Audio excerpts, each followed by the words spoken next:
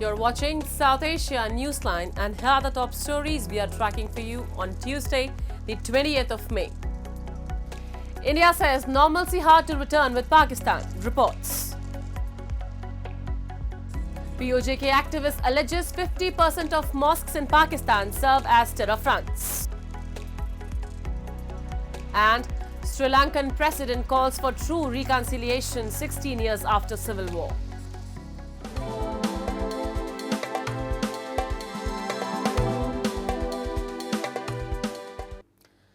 And now for all the details.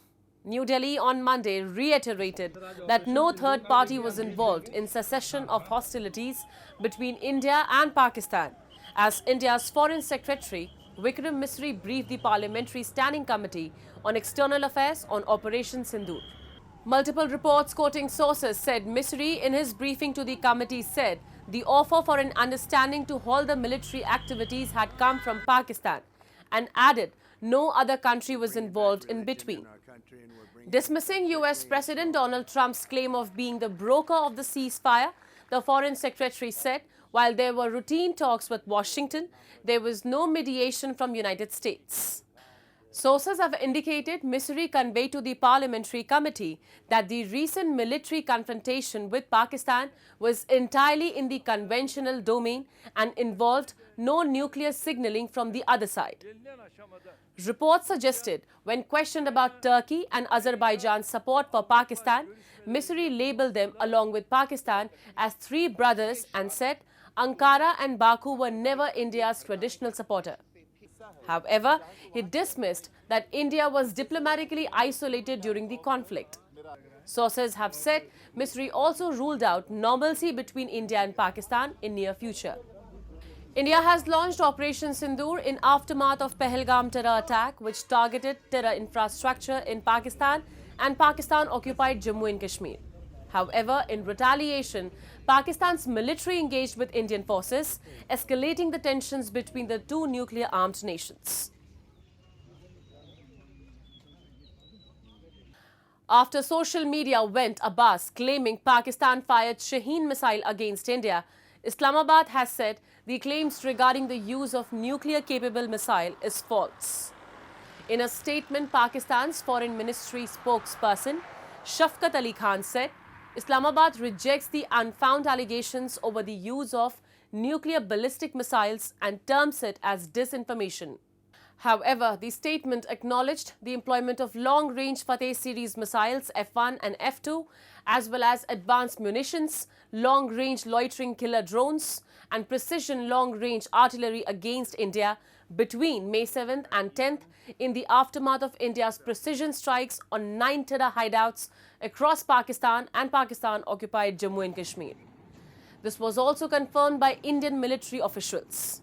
Talking to ANI Director General of Army Air Defence, Lieutenant General Sumer Evan Dakuna said Pakistan had launched nearly 800 to 1,000 drones across the western border over 4 days, but it was successfully intercepted and destroyed through coordinated efforts by Indian forces. He highlighted that these aerial attacks by Pakistan intended to harm India's civilian population and they were directed towards population centres. Lambasting Pakistan's denial of targeting Sikh Shrine Golden Temple in Amritsar, the general highlighted that for the first time, the shrine's lights were shut and air defence guns were deployed in the Golden Temple to thwart Pakistani attack. Talking about report of Pakistan military shifting the general headquarters from Rawalpindi to some other location, the Army Air Defence Chief said entire Pakistan is in range of India's military. India has an adequate arsenal of weapons to take on Pakistan, right across its depth. Taking a dig at Pakistan, the general said, GHQ can move from Rawalpindi to KPK, but they are all within range. They'll need to deep hole it to hide, he added. Notably, after Pakistan targeted Indian military installations, India in a pre-attempt action struck the Noor Khan Air Base, used for VIP movement and around 7 to 10 km from GHQ Rawalpindi. The head Granthi of the Golden Temple allowed us to deploy our guns. And it is possibly for the first time in maybe many years where they switched off the Golden Temple lights for the first time. so that we could see the drone coming. India has an adequate arsenal of weapons to take on Pakistan right across its depth. So from its broadest to its narrowest, wherever it is, the whole of Pakistan is within range of. So we are absolutely capable from our borders or even in depth, where we can take on the entire Pakistan. And the GHQ can move from Rawalpindi to KPK or wherever they want to move, but they are all within range. Moving on. Political activist Sajjad Raza has made a startling claim that nearly half of Pakistan's mosques are being used as terror fronts. He further warned that PoJK remains trapped in a cycle of terrorism, neglect and military control. A report. Professor Sajjad Raja, chairman of the National Equality Party for Jammu Kashmir, Gilgit-Baltistan and Ladakh, has exposed Pakistan's deep-rooted support for terrorism, flagging concern that almost 50% mosques are terrorist camps. Commenting on Operation Sindoor, India's response to the Pahalgam terror attack, he said it has forced terror outfits and the Pakistan army to be more cautious. But he warned, as long as China shields Pakistan, the terror threat won't go away. The world must stand up to state-sponsored terrorism. As far as Pakistan is concerned, I think almost 50% of the masjids in Pakistan, they are terrorist camps. And in PoJK, there are camps at many places. These camps are now, they have taken different forms actually. They are not typically, like a common person can't understand whether there is training being given at some place or not. But there are definitely many more camps in PoJK, and in Pakistan there are hundreds of camps in Pakistan where the people are trained for terrorism and then to carry out the acts of terrorism.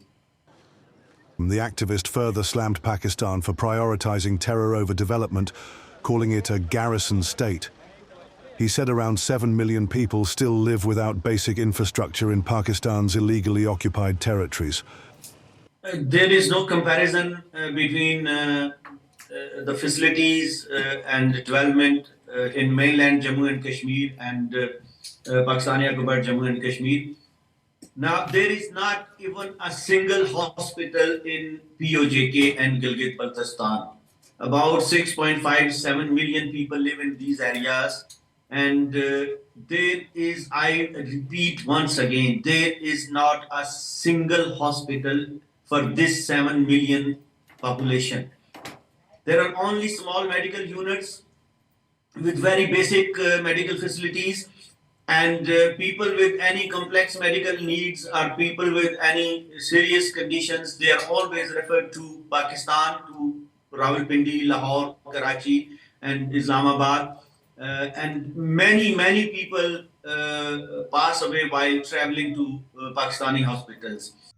From widespread terror camps to collapsing healthcare and growing unrest, Pakistan-occupied Jammu and Kashmir remains in crisis under Islamabad's rule.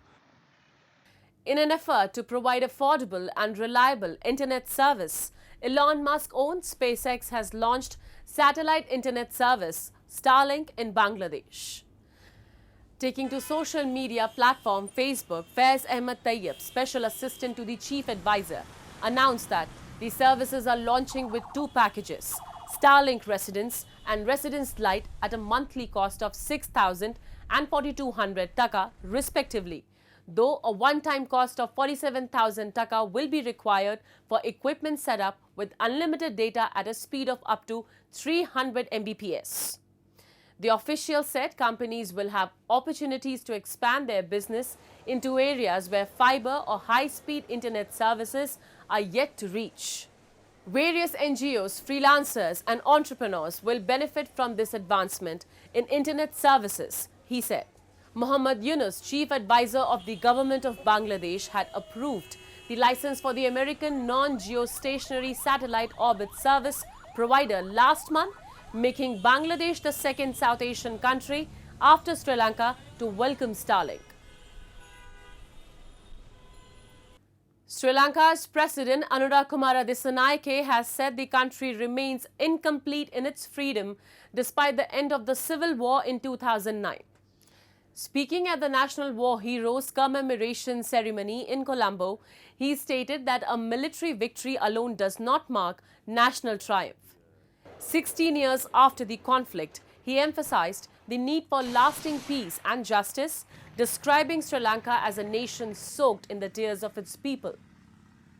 He warned against political forces in both the north and south trying to reignite ethnic tensions and pledged to pursue reconciliation and unity. The civil war between the Sri Lankan government and the liberation tigers of Tamil Eelam lasted nearly 3 decades and ended in May 2009. It was marked by serious human rights abuses by both sides. Meanwhile, the Human Rights Watch on Monday reported that despite promises, past and current governments have failed to launch credible accountability processes. The rights watchdog has urged renewal of the UN's Sri Lanka Accountability Project, warning that the continued use of the Prevention of Terrorism Act undermines reconciliation efforts. And during the ongoing spring expedition in Nepal, Indian national Rakesh Bishnoi and Romanian climber Banna Zsolt Vego have become the latest fatalities, taking the toll to 9 this season. 39-year-old Bishnoi lost his life at the Yellow Band near Camp 4 on Sunday while moving down from the 8,516-meter summit of Mount Lhotse. In a separate incident, Romanian climber Banna Zsolt Vego, identified as a 48-year-old experienced mountaineer and videographer, died while making a summit push on the same mountain.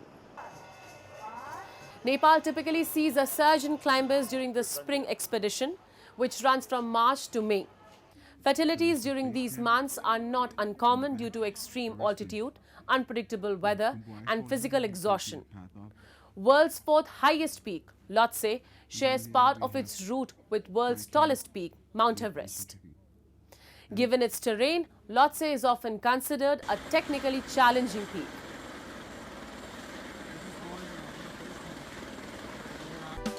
That's all in tonight's edition. We will see you same time tomorrow.